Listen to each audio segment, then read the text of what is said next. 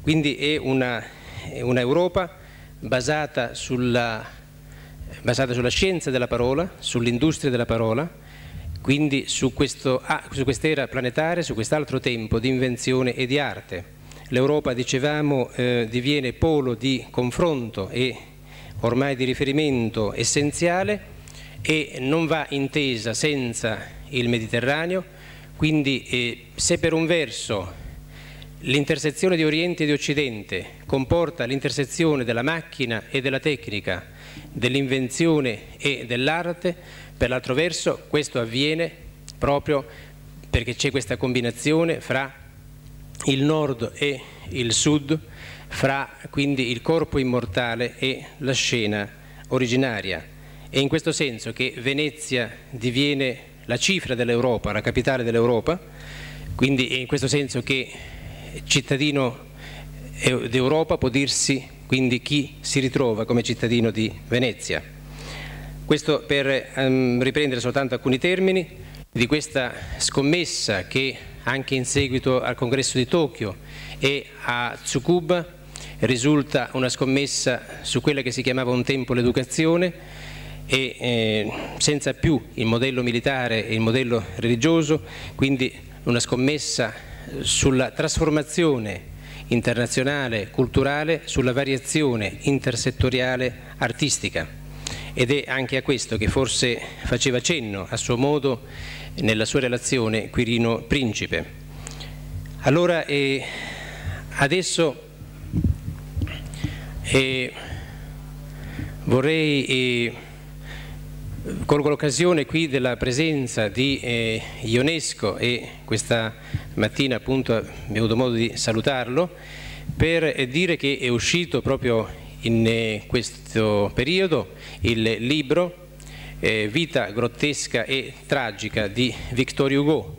Vi è stata un'equipe di attori che a Milano aveva fatto una performance molto bella intorno a quest'opera e aveva spiegato a Milano Ionesco che era un'opera giovanile e che qui egli si rivolgeva molto più contro l'idolo dei letterati che contro lo scrittore, che dopo aveva imparato appunto a apprezzare alcune cose. Allora avevamo letto brani di questo libro,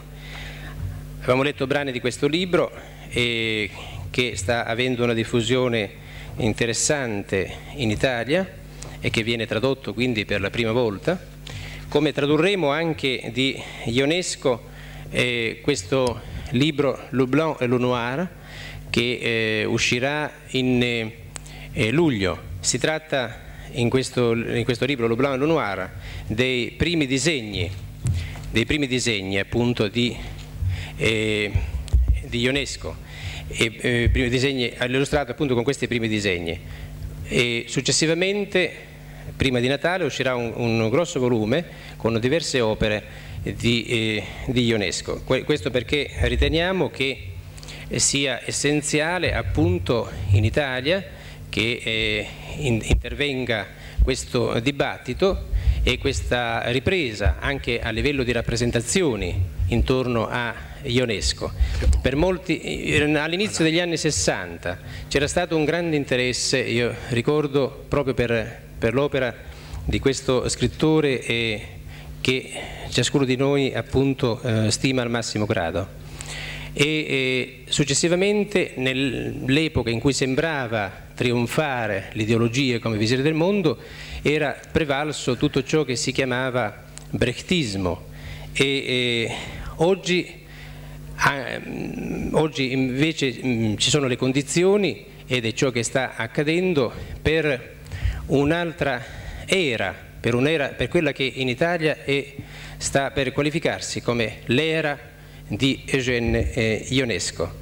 Allora si trova qui con noi al termine della mattinata, proprio mentre lo accompagnavo all'albergo, mi diceva delle cose straordinarie intorno al secondo Rinascimento, intorno a Venezia, intorno a questa che è molto più che una città, dicevamo, è una cifra della città, e intorno quindi all'Europa.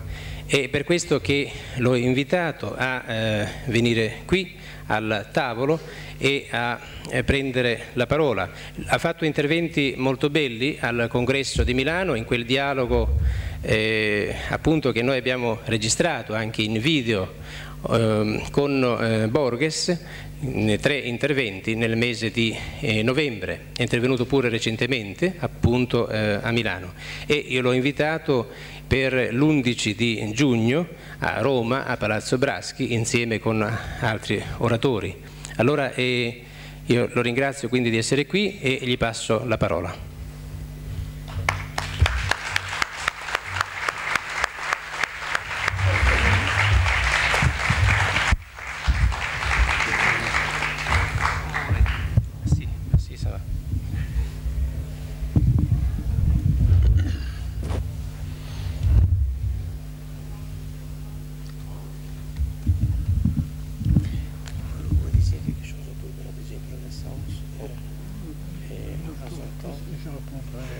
Non, ça c'est sur la mythe de l'Europa. Oui, dites ça. La fin. Oui, oui. Formidable, dites ça. Je lis maintenant. Oui, oui. Mesdames, Messieurs,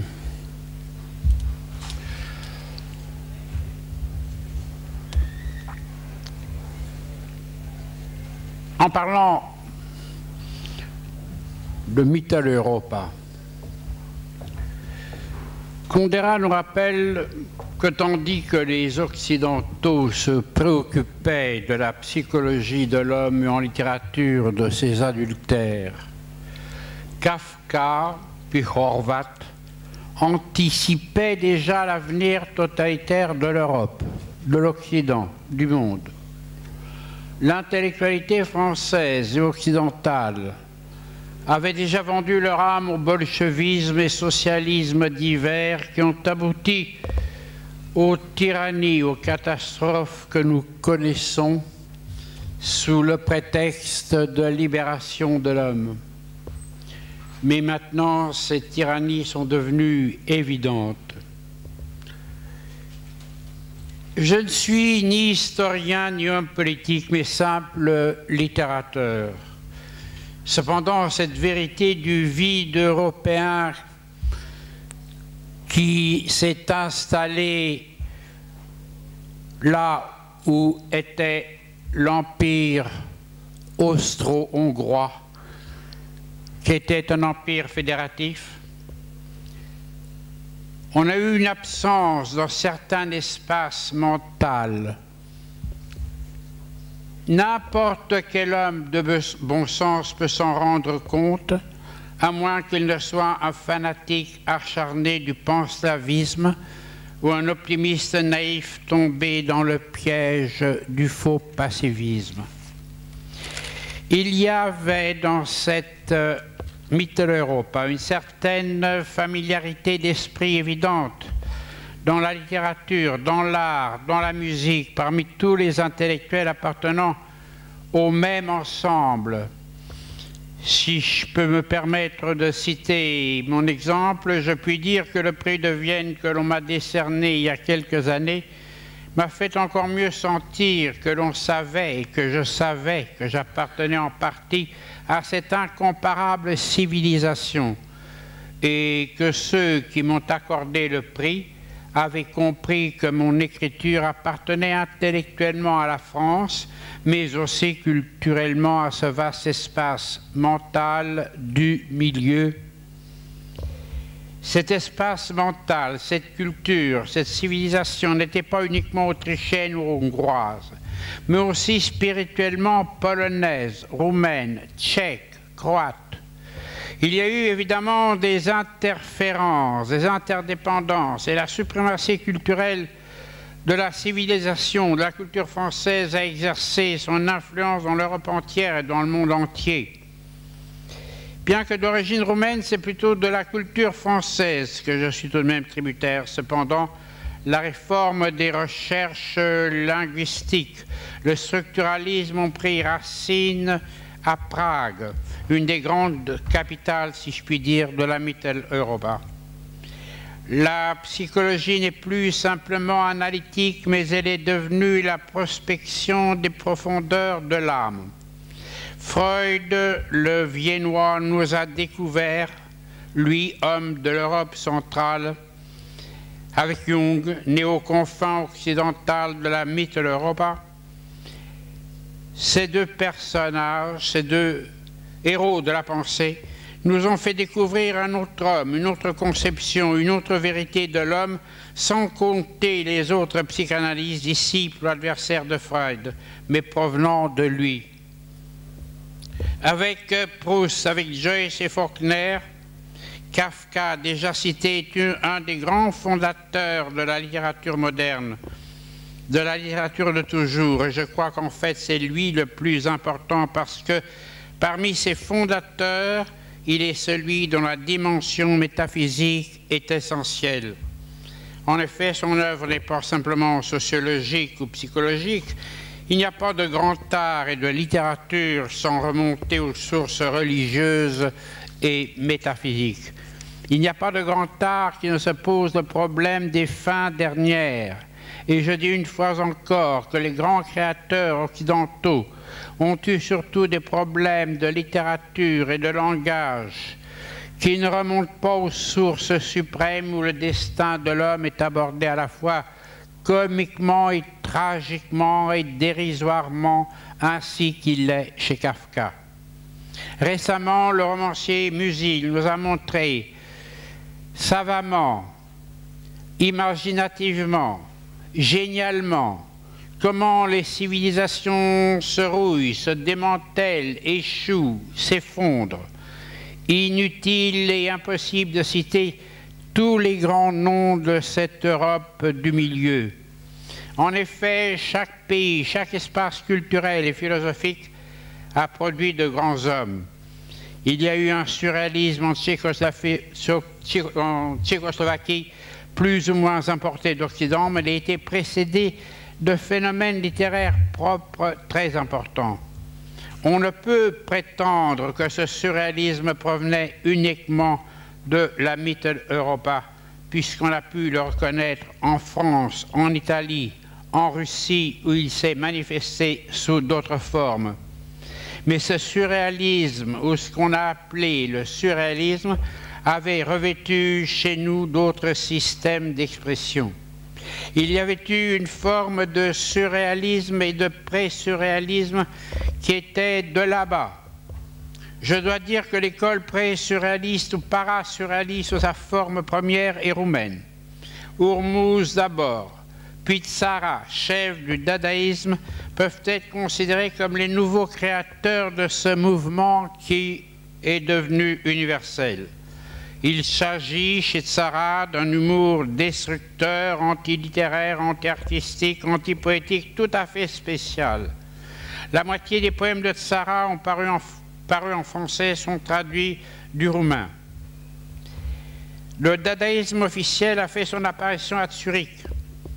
Mais d'autres grands noms, comme Urmuz, Cyprien, avaient déjà inventé cette nouvelle sorte de surréalisme bien avant 1915. Je sais cependant que notre humour, connu sous le nom d'absurde, ou de théâtre de l'absurde, paraissait en France une chose plus que surprenante. On a pu penser qu'il ne correspondait qu'à notre forme d'esprit individuel, à tel point que l'on croyait au départ que Witkiewicz, le grand Witkiewicz, était considéré comme une sorte de précurseur, entre autres, de l'école parisienne du théâtre, alors qu'il faisait partie de notre famille d'esprit tchécoslovaque, polonaise, roumaine, de ces vastes ambiances culturelles, de cet espace intellectuel du centre-Europe, c'est-à-dire en fait que Witkiewicz faisait partie d'un horizon culturel bien plus étendu que l'univers parisien. On a pensé longtemps que des auteurs tels que Gombrowicz et Mrożek étaient nos disciples, alors qu'ils faisaient partie d'une même et grande famille spirituelle. Dirais-je aussi que des gens comme Sperber, autrichien ou polonais, ou Panaïti Strati, ou Köstler, hongrois, accusés par la stupide intelligentsia occidentale, ont été parmi les tout premiers à percer l'hypocrisie communiste et à dénoncer l'immense danger d'étouffement et d'esclavage pour les habitants de la Roumanie et jusqu'à Vienne, habitués à l'esprit de liberté et d'individualisme. Évidemment, nous pensons aussi à quelques Russes, dont Solzhenitsyn, Sakharov, Zinoviev, Maximum, Boukovski et tant d'autres. Mais cette liberté que nous avons innée en nous, était tout à fait contraire et hostile à l'esprit du servage qui caractérise chaque Russe, car chaque Russe à peu près est né socialement, mais aussi spirituellement, un esclave. Même l'esprit de liberté français est douteux quand on pense que toute la France de 40 à 44 est en fait pétainiste, collaborationniste ou peureuse et silencieuse. Je dois ajouter, et c'est une affirmation personnelle, que l'indépendance nationale ne se confond pas, ou ne peut pas se confondre toujours avec la liberté personnelle de l'individu. Contrairement à ce que pensaient ordinairement les Occidentaux, il y a des pays nationalement indépendants où fleurit la dictature sur les personnes. L'indépendance nationale peut être centraliste, tueuse des réalités particulières et de l'épanouissement de la personne humaine. Dans le pays français auquel j'appartiens, ce qu'on appelle aujourd'hui des provinces, en réalité des pays, comme le Languedoc, la Corse, la Provence, la Bretagne et même le Poitou, l'Alsace, l'Auvergne, avaient leur patois, c'est-à-dire presque une langue, et leurs traditions aujourd'hui périmées sont perdues dans la tradition centraliste actuelle. Ils en souffrent, ces pays, ces provinces, ces régions, et voudraient rétablir leur indépendance culturelle disparue. En Suisse, pays fédéré, des dizaines de cantons constituent presque des pays différents avec des traditions, des cultures presque différentes qui cohabitent. Tous les États nationaux centralistes ont tué des régions, des cultures et des langues.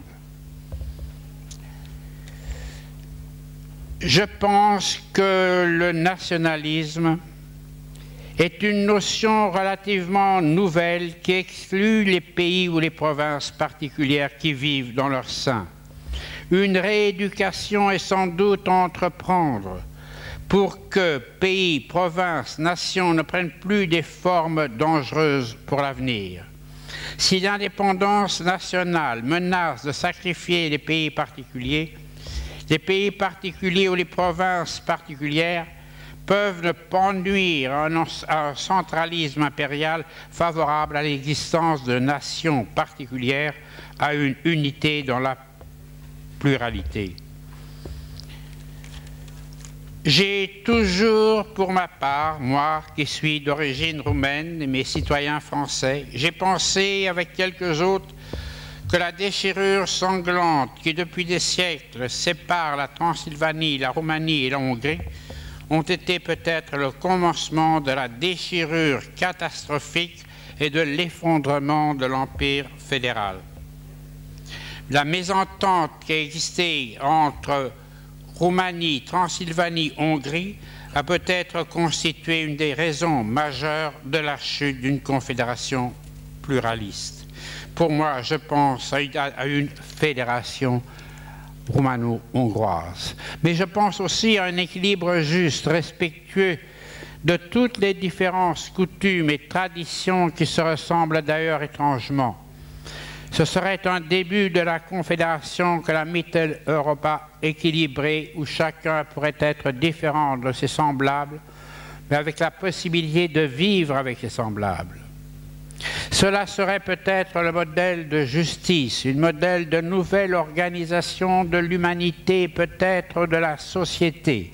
Cela sauverait tant de vies humaines et tant de paix dans une liberté nouvelle où chacun serait maître de soi, de ses convictions philosophiques et religieuses, de son autonomie spirituelle.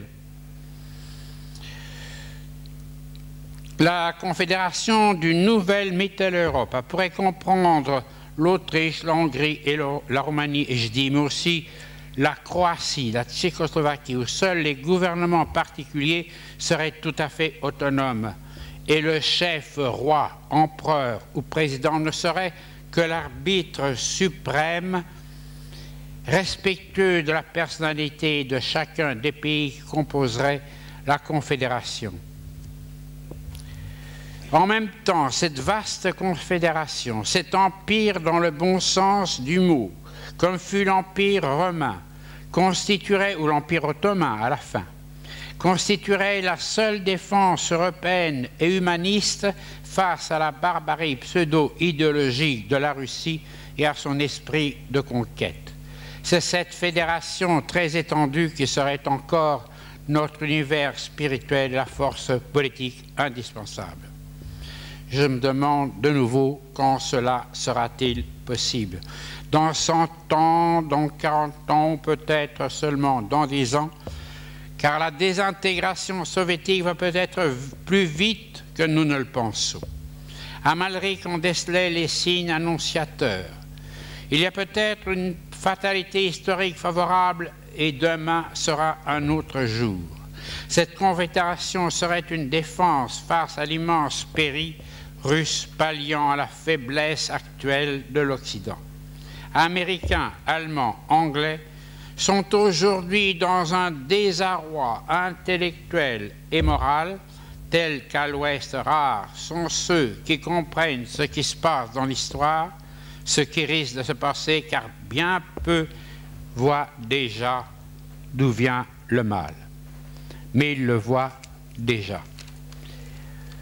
Je crois que l'on pourrait étudier l'histoire à la lumière d'une psychanalyse générale. Ainsi, nous verrons que si nous ne savons pas personnellement ce que nous voulons faire ou que nous fassions le contraire, la même chose se passe pour les nations.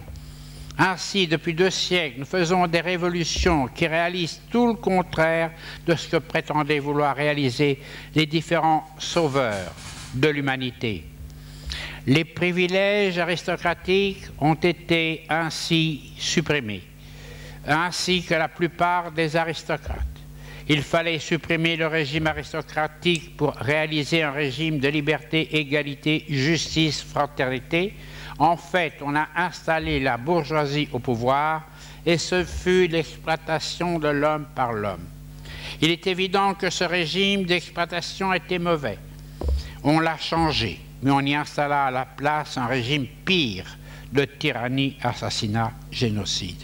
Le vocabulaire a été truqué, mais nous savons le lire maintenant. Nous savons que dans ces régimes totalitaires dits révolutionnaires, égalité veut dire privilège et que justice ne veut pas dire équité, mais châtiment, vengeance, persécution. Nous commençons à apprendre ce nouveau vocabulaire. Bien d'entre nous déjà ne sont plus dupes. Pour la duperie de l'histoire, nous avons vu comment Hitler, qui prétendait faire une grande Allemagne impériale mondiale, l'a en fait détruite. Peut-être est-ce qu'il voulait inconsciemment. C'est cela qu'il voulait inconsciemment.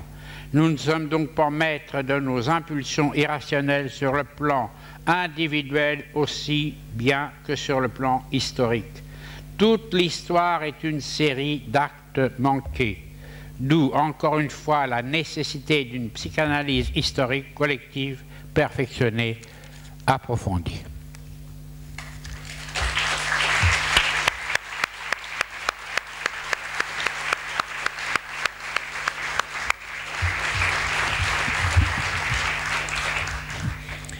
Eugene Ionesco ha dato con questo intervento un messaggio a questo congresso e un contributo, come già aveva fatto con un testo che aveva mandato al congresso di Tokyo dal titolo Politica e cultura.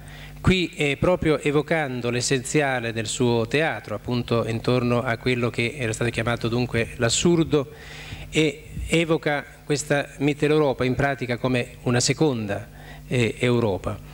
e sono moltissimi gli elementi che sono intervenuti nella sua relazione. Io adesso, giusto perché è importante che prosegua a dire qualche altra cosa e faccio qualche domanda proprio dunque in prosecuzione. Je voudrais vous poser juste quelques questions pour poursuivre la conversation et le message que vous avez adressé à ce congrès comme vous aviez fait déjà avec un texte pour le congrès de Tokyo et avec votre intervention au mois de novembre à Milan. Alors, d'abord, cette idée d'une deuxième renaissance, non pas justement nouvelle renaissance, c'est-à-dire repli sur le passé, non pas revivalisme, non pas passéisme ou présentisme ou futurisme, non pas quelque chose qui se répète, mais évidemment une autre chose, une autre logique, un internationalisme sans précédent, une réinvention des arts et des sciences, ce qu'on disait, et autre chose donc que vous avez eu la gentillesse d'écouter ces jours-ci et d'autres fois. Alors, et comment, est-ce que pour vous, donc, cette idée d'une nouvelle renaissance, d'une deuxième renaissance peut s'opposer? Je reconnais que cette contribution était un peu une chose à part et je me demande si elle s'intègre bien dans tout à fait. le problème de la culture générale, étant donné que je ne sais pas très bien ce qui s'est dit, car mon ignorance des langues est très grande et je le regrette.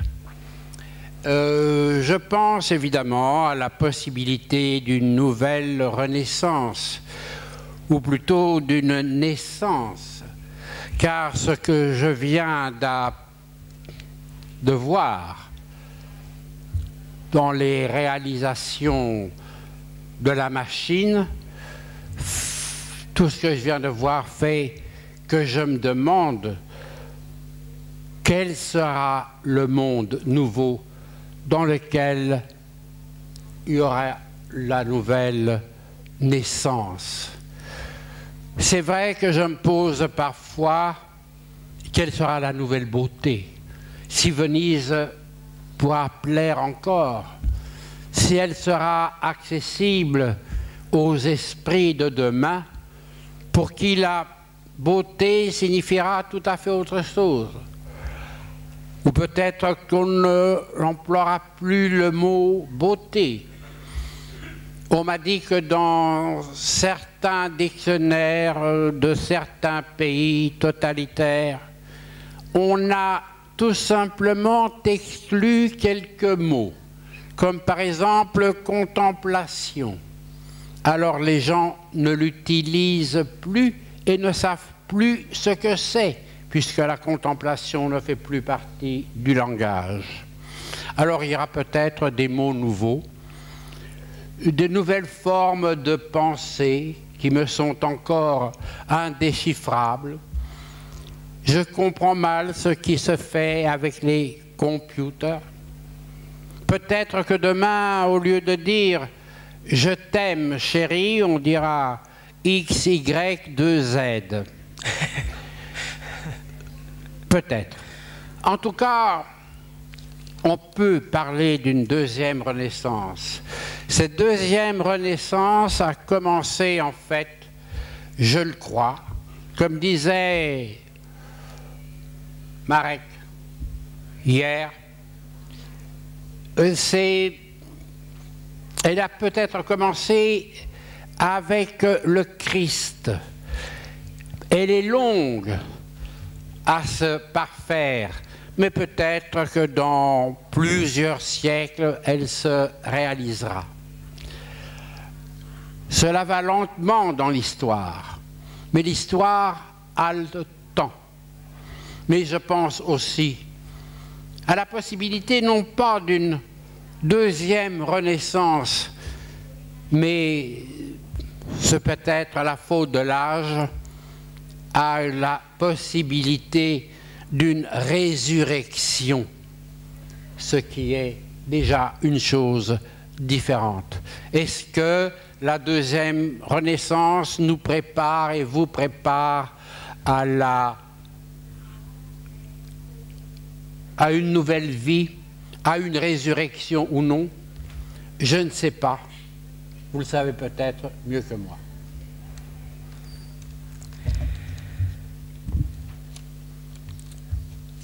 Et vous avez fait allusion, juste en passant maintenant, à Venise et je vous demande quelle a été jusqu'à présent votre relation avec cette ville. Bon, je suis venu, comme tout le monde, à Venise tout de suite après mon mariage.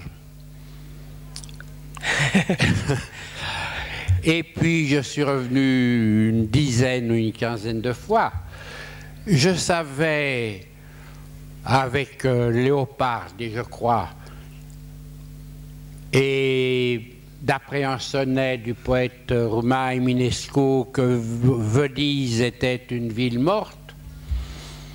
J'ai été très surpris de voir que c'est une ville vivante et une ville où les hommes ont rivalisé courageusement et victorieusement avec les dieux pour parfaire la beauté, pour réaliser la beauté, ou ce qu'on appelle aujourd'hui encore la beauté.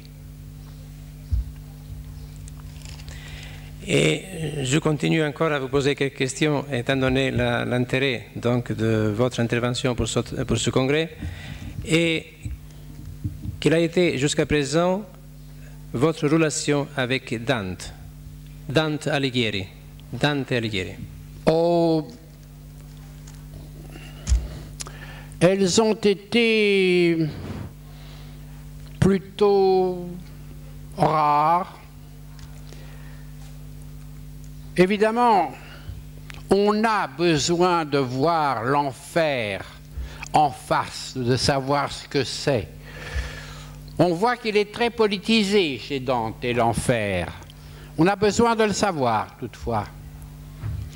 Mais moi, j'ai eu un autre maître qui m'a raconté ce que c'était que l'enfer. Et ce maître, c'était Kafka. Et c'est sans doute pour cette raison que j'ai eu moins besoin que d'autres de Dante.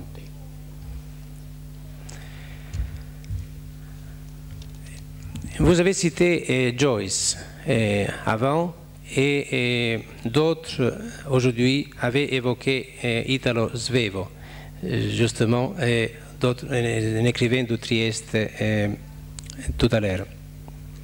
Alors, Joyce citait évidemment Giambattista Vico. Hein? Giovanbattista Vico. Est-ce que ça est quelque chose qui, dans votre élaboration, a pu avoir une portée? Giovanbattista Vico. La réponse est difficile.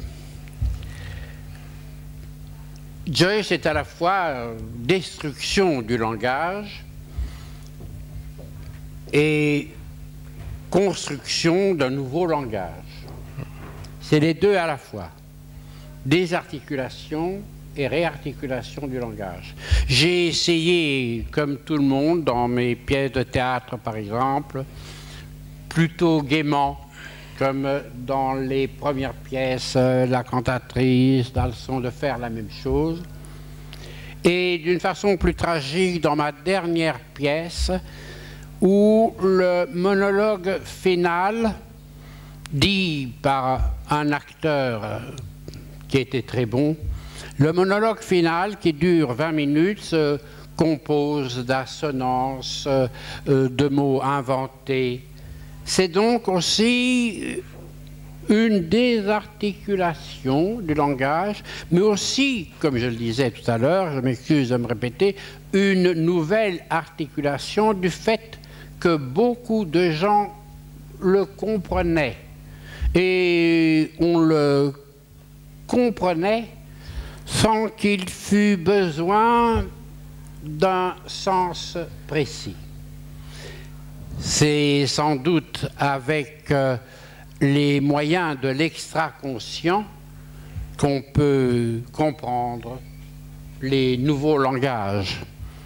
Et je me demande si la nouvelle peinture, la peinture non figurative que je ne comprends pas, je me demande si vraiment je ne la comprends pas ou si je la comprends sans savoir que je la comprenne.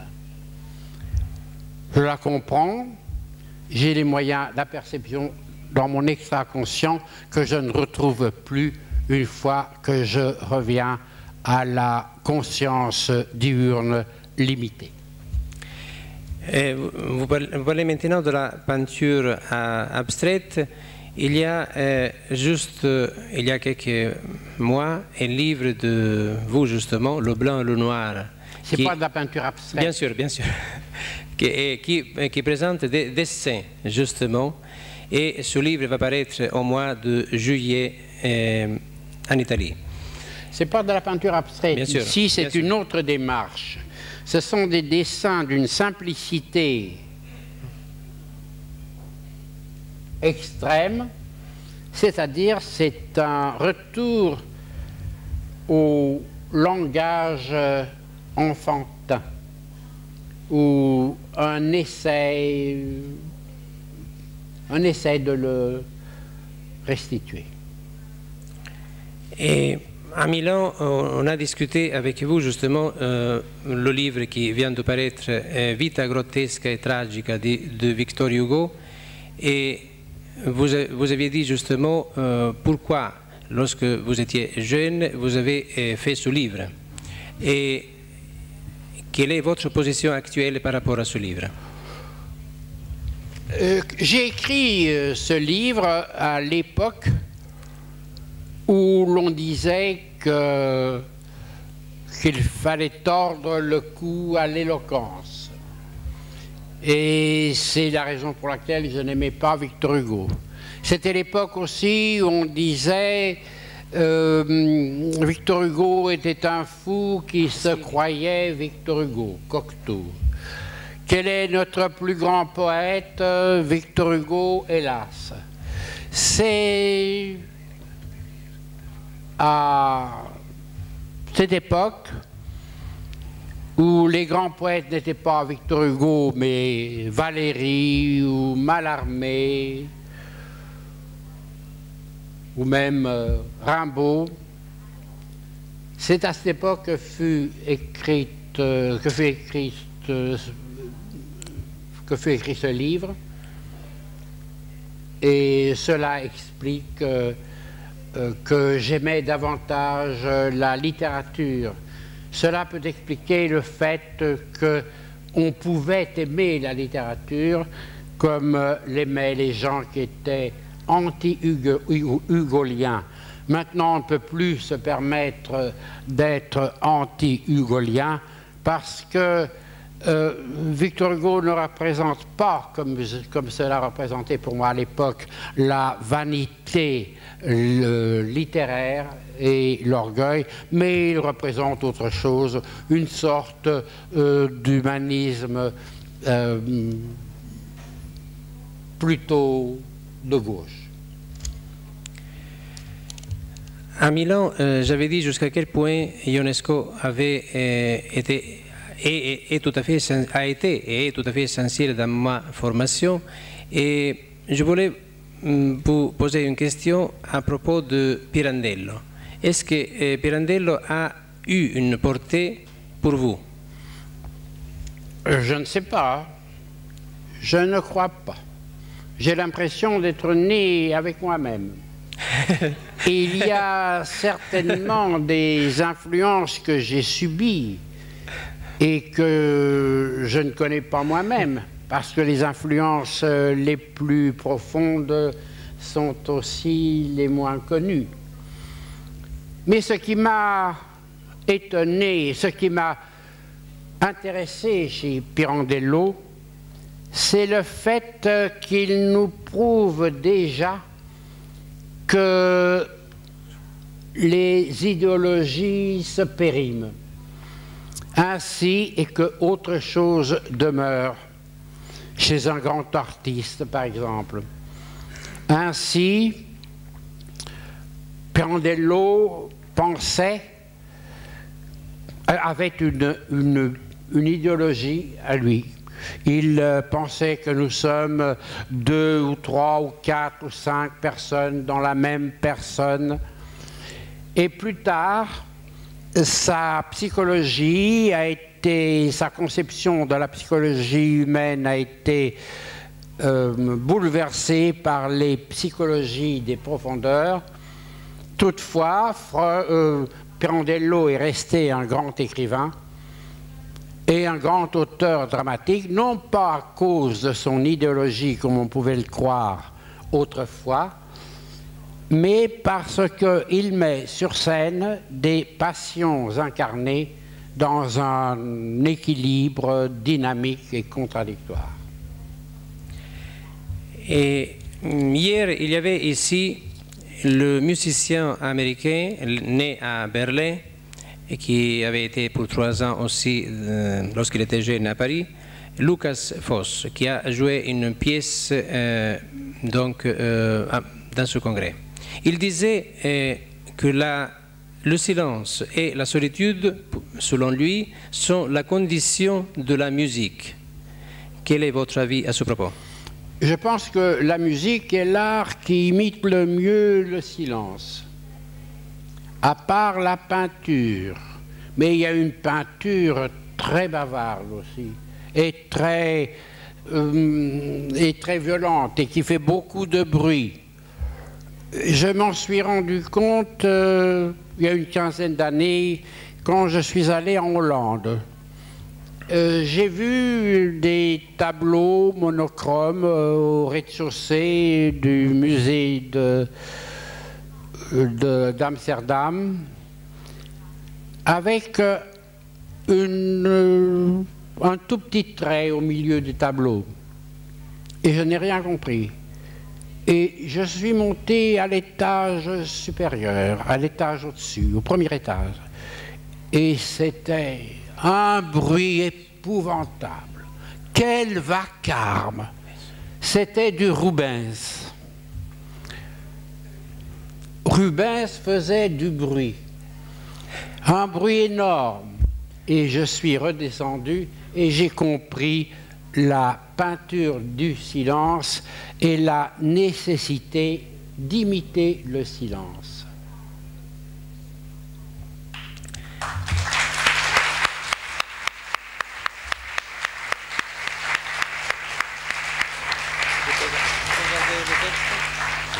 Oui, mais il a été déjà... D'accord, formidable. Formidable. Alors, je remercie infiniment justement Ionesco pour son apport tout à fait essentiel à ce congrès. Et il a pris absolument le titre du congrès tout à fait au sérieux. Il est entré au milieu de la question, in medias res, justement, et on aura l'occasion, j'espère, encore d'avoir sa contribution le 11 juin à Rome, à Palazzo Braschi, dans la belle salle du Palazzo Braschi, auquel donc je vous invite. Je me préparerai et j'espère faire mieux qu'aujourd'hui. Formidable. Merci. Rob Grillet. Allora, io ringrazio molto dunque Ionesco. Allora, qui c'è in bianco Alain Rob Grillet, e proprio per il suo libro, il libro che esce in questi giorni. Queste sono le prime copie che abbiamo al Congresso di Venezia. Il libro si intitola Lo specchio che ritorna. È un libro che voi vedete così, con una copertina gialla, con 2 disegni, uno da una parte, uno dall'altra. Abbiamo riflettuto molto anche con l'equipe di grafica, anche con Davide Noti, intorno a quale disegno scegliere, no? per questa copertina. e Davide Noti anzi è un po', diciamo, insieme con Bucchia per l'aspetto esecutivo, per l'aspetto tecnico. Davide Noti è un po' il responsabile di questa copertina. Diciamo che lui ha il merito, eventualmente, se si tratta di merito. Adesso verifichiamo anche il giudizio dell'autore. Allora saluto intanto anche il ministro Degan, che è arrivato adesso, il ministro della Sanità. Io spero che dopo voglia prendere la parola. E vi sono qui nella sala alcuni oratori che dovranno poi, che sono qui soltanto questa sera, come Vitiello, come sempre Davide Noti, che stiamo menzionando ormai moltissime volte nella giornata, Davide Noti e Michael St. John, come pure c'è Ronnie Sher, che quindi sarebbe il caso che si avvicinasse a questo tavolo. Come è noto, vi sarà in seguito, dopo queste varie esposizioni, Vitiello l'ho menzionato? Sì, vi sarà la performance con alcuni musicisti, una compagnia dunque di Venezia mi pare, e la performance intorno a Monteverdi, e poi dopo l'ormai celebre film che viene proiettato quindi qui a Venezia e che non si trova in giro appunto in Europa, ma è proiettato quindi qui a Venezia, Colpo di Stato. La serata termina con questo film Colpo di Stato. È venuto apposta il regista giapponese Yoshida per presentarlo, e Yoshida prende a pretesto appunto alcune cose politiche, come ha sempre fatto, per un'elaborazione intellettuale, per un'elaborazione artistica, per un'elaborazione inventiva. Vitiello invece viene appunto come molti di noi dal sud, viene qui con un contributo essenziale, come già dunque annunciato e come già avvenuto in altre occasioni, e che avremo modo dunque di sentire e di apprezzare. Allora è chiaro che c'è, certamente abbiamo purtroppo Gianni Scalzo ha rapide apparizioni, quindi non sente le cose che continuamente diciamo intorno al suo video di ieri, e faremo comunque un breve flash. Non potremo fare assolutamente per intero per ragioni di tempo, e comunque invitiamo eventualmente coloro che intendono seguire poi il video un po' più in lungo domani mattina, che sarà la prima cosa che noi faremo domani mattina con il video di Gianni Scalzo. Allora il video di ieri era intorno all'immagine elettronica di Venezia. Dunque, per alcuni, ciascuna volta che abbiamo presentato uno scrittore in Italia, diciamo che abbiamo cominciato una lettura. Quello che avviene con questa casa editrice Spirali è proprio questo. Nel 78, dopo aver pubblicato presso vari editori, alcuni amici e alcuni collaboratori e io abbiamo deciso di fare una casa editrice assolutamente indipendente. Perché fosse indipendente abbiamo deciso di farla noi, quindi cioè di investire noi in questa casa editrice, di lavorare nella casa editrice, di promuovere e di vendere i libri. È per questo che in occasione dell'uscita dei libri noi creiamo, quindi della casa editrice Spirali, creiamo degli avvenimenti che incomincino o avviino la lettura dei libri. Cioè ci proponiamo quindi soprattutto come interlocutori della editoria, dell'autore, ed è quanto avverrà sempre di più nei prossimi anni. L'editoria è in grande trasformazione e tra poco l'autore consegnerà già il testo composto e forse tra poco addirittura stampato, quindi la questione non sarà quella della composizione, della stampa, sarà la questione della promozione e quindi degli avvenimenti e della lettura attorno a un'opera. Io sono molto lieto di pubblicare appunto questi scrittori come Ionesco, come Zinoviev, e sono lietissimo appunto di pubblicare questo per la prima volta un libro di Alain Robbe-Grillet, e fra l'altro un libro tutt'altro che secondario, un libro essenziale, Lo specchio che ritorna, in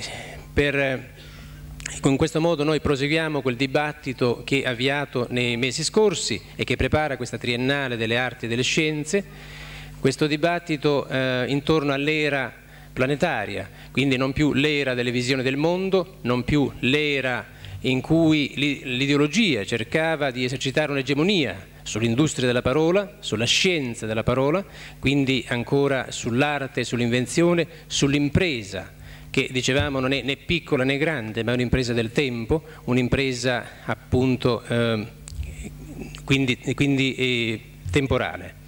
E in questo senso che qui a Venezia ancora proponiamo sempre un dibattito intorno ai libri. A Venezia che riconosciamo, quindi questa è una constatazione, come la cifra della città, come la cifra dell'Europa, come la capitale dell'Europa, è essenziale per l'Europa questo statuto di Venezia, come essenziale per il pianeta lo statuto dell'Europa stessa. Allora ciascuna volta leggevamo un brano dell'autore del libro appunto, e qui forse possiamo aprire anche a caso, oppure il brano può essere la fine del libro, allora, oppure l'inizio. Ho l'impressione di avere già raccontato tutto questo molto tempo fa, nei libri e nei film, e in modo molto più esatto e più convincente. È sicuro che non lo si è visto, o che lo si è visto pochissimo, e altrettanto sicuro è che per me è sempre stato indifferente, non stava lì lo scopo della scrittura. Eppure oggi provo un certo piacere a usare la forma tradizionale dell'autobiografia, quella facilità di cui parla Stendhal nei ricordi d'egotismo, messa a confronto con la resistenza del materiale che caratterizza ogni creazione. E questo dubbio piacere mi interessa nella misura in cui, da una parte, mi conferma che mi sarei messo a scrivere romanzi per esercizzare quei fantasmi di cui non riuscivo a venire a capo, e dall'altra mi fa scoprire che la via della finzione è, in fin dei conti, molto più personale della presunta sincerità della confessione.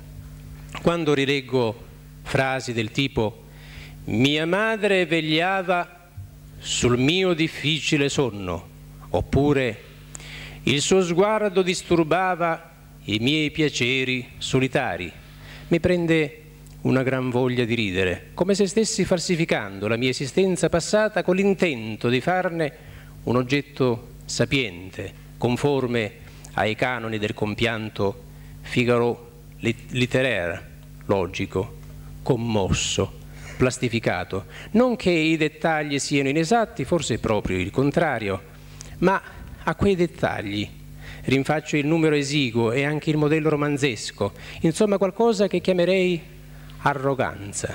Non solo, non li ho vissuti all'imperfetto o sotto una simile apprensione aggettivale, ma anche nel momento della loro attualità brulicavano in mezzo a infiniti altri dettagli, i cui fili intrecciati formavano un tessuto vivente. Invece, qui ne ritrovo una scarsa dozzina, ciascuno isolato sul suo piedistallo, colato nel bronzo di una narrazione quasi storica, lo stesso passato remoto non è lontano, e organizzato secondo un sistema di relazioni causali conforme appunto alla pesantezza ideologica contro cui tutta la mia opera insorge.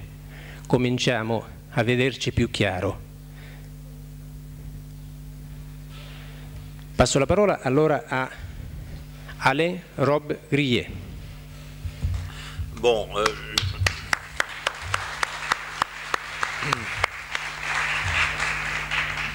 je ne suis pas un très bon écrivain pour un colloque, n'est-ce pas? Je me rends bien compte que quand on vous met comme ça sur une tribune avec du velours rouge et une espèce d'apparat, des microphones, etc., c'est pour vous faire délivrer un message, comme on dit. Or, je ne suis pas malheureusement un écrivain à message, et par conséquent, je ne suis pas un écrivain de tribune.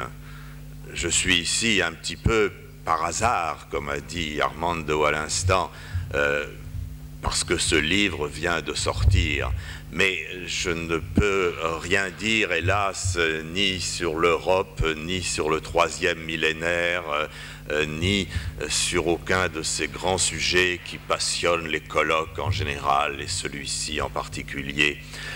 Alors pour me lancer, si vous voulez, puisque c'est un peu une autobiographie que j'ai écrite, je prendrai comme point de départ une des questions que Armando Verdiglione a posées à mon camarade Ionesco à l'instant.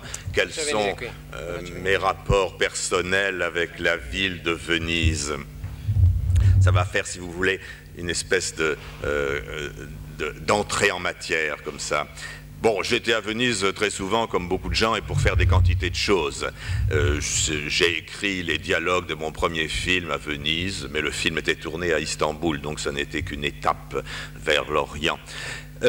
En revanche, alors, il y a quelque chose qui m'a beaucoup marqué, c'est mon dernier séjour à Venise. Il y avait quelque chose qui ressemblait un petit peu à ça. C'était moins luxueux. Mais il y avait aussi un public, il y avait des juges sur une estrade, et j'étais moi-même accusé, et c'était le tribunal de la cour d'appel de la province de Venise, et j'étais accusé d'outrage aux mœurs. Ça a été une expérience, comment dire, un peu folle. C'était en 1976, donc il n'y a pas très longtemps, et c'était le 14 juillet. Vous savez ce que c'est le 14 juillet à Venise? Il faisait extrêmement chaud, la population locale avait disparu, on ne voyait plus que des touristes japonais et allemands qui photographiaient. Et la cour d'appel de Venise est un palais sur le Grand Canal à côté de l'hôtel Gritti. Et ce palais était en ruine. Et on rendait les jugements dans les greniers, comme notre camarade Kafka, dont parlait Ionesco tout à l'heure, avait raconté déjà l'histoire, les greniers de Prague qui se trouvent dans le procès. Alors donc j'étais là comme accusé pour avoir fait un film qui s'appelle « Glissement progressif du plaisir ». Il se trouve que ce film est un film, paraît-il, scandaleux, mais c'est en tout cas un film qui a été couvert de, comment dire, de thèses universitaires et de commentaires doctes et savants dans le monde entier. C'est celui de mes films qui est le plus souvent représenté dans les cinémathèques et dans ce genre de lieux prestigieux. Mais là, au contraire, j'étais accusé d'avoir écrit un film pornographique. C'était donc en cour d'appel, car j'avais déjà été condamné en première instance à Palerme. Et j'avais été condamné avec le jugement suivant. Un artiste a le droit de montrer des scènes déshabillées dans son œuvre si ces scènes déshabillées sont justifiées par les nécessités de l'intrigue. Le tribunal a vu le film de M. Robbe-Grillet, n'a rien compris à l'intrigue. Par conséquent, rien ne saurait justifier quoi que ce soit dans ce film, et en particulier, rien ne saurait justifier ces scènes déshabillées, qui sont donc des scènes pornographiques. Mon avocat, qui était maître Massimo, qui était venu de Rome exprès, a fait remarquer au tribunal que c'était justement grâce à ce raisonnement que les films pornographiques passaient tranquillement en Italie sans être jamais inquiétés, et que étaient inquiétés seulement les films d'auteur, et lui-même avait eu à défendre Bertolucci, Pasolini et maintenant Robbe-Grillet. Donc voilà ceux qu'on condamnait en Italie pour pornographie. Et à ce moment-là, mon avocat a sorti une espèce de grand dessin qu'il avait apporté, et il a dit au tribunal « Et ça, est-ce que vous comprenez ?» Et c'était un dessin de Picasso où effectivement on voyait très bien qu'il y avait une provocation sexuelle assez forte, mais où on ne comprenait pas du tout, en effet, l'organisation de la figure. Il a dit « Est-ce que le tribunal comprend ça ?» Il y a eu donc un certain nombre de mouvements et de plaidoiries et d'accusations diverses, et j'ai été condamné. J'espère que je ne serai pas condamné aujourd'hui. En tout cas, là, j'ai été de nouveau condamné donc en cour d'appel, et j'ai été condamné au bûcher. C'est-à-dire que le tribunal a décidé que mon film serait détruit par le feu. Le négatif italien, toutes les copies italiennes devaient être brûlées sur la place publique. Alors c'est assez amusant parce que justement l'histoire de ce film, c'est l'histoire de la sorcière de Michelet. C'est plus ou moins une adaptation de la sorcière de Michelet, et le bûcher et le tribunal sont déjà dans le film. C'était donc une espèce de réalisation comme ça du film lui-même, mais quelque chose comme une réalisation bouffonne, et qui m'a donné l'idée que à chaque instant, comme ça, la société organise des grandes bouffonneries publiques qui sont quelquefois d'ailleurs tragiques et qui finissent souvent de façon tragique, mais qui sont comme une mise en scène absurde, une représentation absurde, mais publique et grandiose de ce qui se passe dans la tête de la société. Dans la tête de la société, c'est-à-dire dans ma tête aussi. C'est-à-dire que dans ce tribunal à Venise, j'étais donc accusé, mais je prenais conscience que j'étais aussi le tribunal. Exactement comme Kafka dans le procès, l'accusé sent qu'il est lui-même en face du tribunal, mais il sent aussi que le tribunal est en lui, que la loi est en lui. Et que, par conséquent, tout ce que va être son existence, son rapport à la société, va être constamment ambigu et même contradictoire, parce que la société n'est pas seulement en face de lui, elle est en lui aussi. N'importe quelle idéologie peut être en moi, parce qu'elle est dans la société, donc elle est en moi aussi. C'est en particulier ce qui m'effraie quand on me met sur la scène pour parler, parce qu'à ce moment-là, je vais être obligé de prendre parti. Et si je prends parti contre quoi que ce soit, en quelque sorte, je vais prendre parti contre moi.